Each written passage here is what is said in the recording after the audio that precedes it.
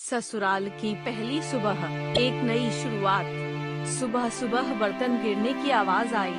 सीमा की आंख खुल गई। घड़ी देखी तो 8:30 बज रहे थे। वह हड़बड़ा कर उठी।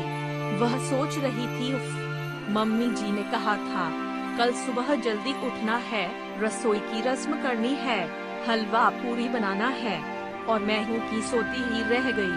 अब क्या हो पता नहीं। मम्मी जी, डैडी जी क्या सोचेंगे, कहीं मम्मी जी गुस्सा न हो जाएं। हे भगवान, उसे रोना आ रहा था। ससुराल और सास नाम का हवा उसे बुरी तरह डरा रहा था। कहा था दादी ने, ससुराल है, जरा संभल कर रहना, किसी को कुछ कहने मौका न देना, नहीं तो सारी उम्र ताने सुनने पड़ेंगे। सुबह सुबह उठ जाना, नहा धोकर साड़ी पहनकर तैयार हो जाना, अपने सास ससुर के पांव छूकर उनसे आशीर्वाद लेना। कोई भी ऐसा काम न करना जिससे तुम्हें या तुम्हारे माँ पापा को कोई उल्टा सीधा बोले। सीमा के मन में एक के बाद एक दादी की बातें गूंजने लगी थी। किसी तरह वह भागा दौड़ी करके तैयार हुई।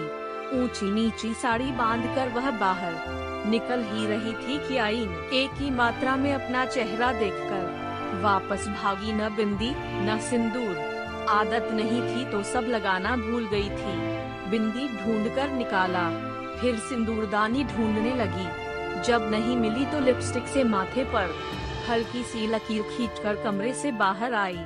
जिस हड़बड़ी में सीमा कमरे से बाहर आई थी, वह उसके चेहरे से, उसकी चाल से साफ झलक रही थी। लगभग भागती हुई सी वह रसोई में दाखिल हुई और वहां पहुंचकर ठिठक गई। उसे इस तरह हड़बड़ाते हुए देखकर सासू माँ ने आश्चर्य से उसकी तरफ देखा, फिर ऊपर से नीचे तक उसे निहारकर धीरे से मुस्कुराकर बोली, आओ बेटा, नींद आई ठीक से या नहीं?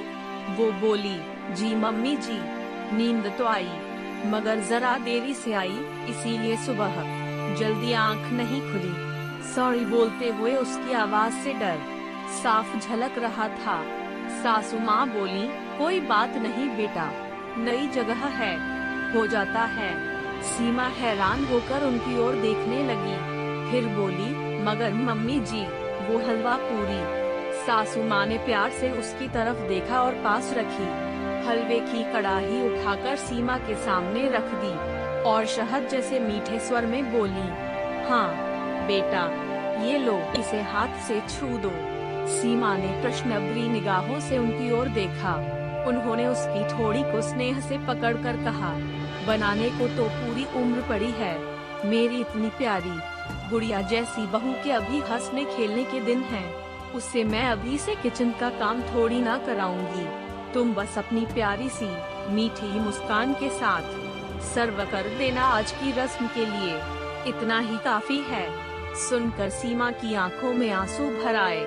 वह अपने आप को रोक न सकी और लपक कर उनके गले से लग गई। उसके रुंधे हुए गले से सिर्फ एक ही शब्द निकला, माँ, और फिर आगे वे दोनों सुख पूर्वक रहने लगे। क्या आपको यह कहानी पसंद आई? कमेंट करके बताएं। इस वीडियो को लाइक और शेयर करें। धन्यवाद।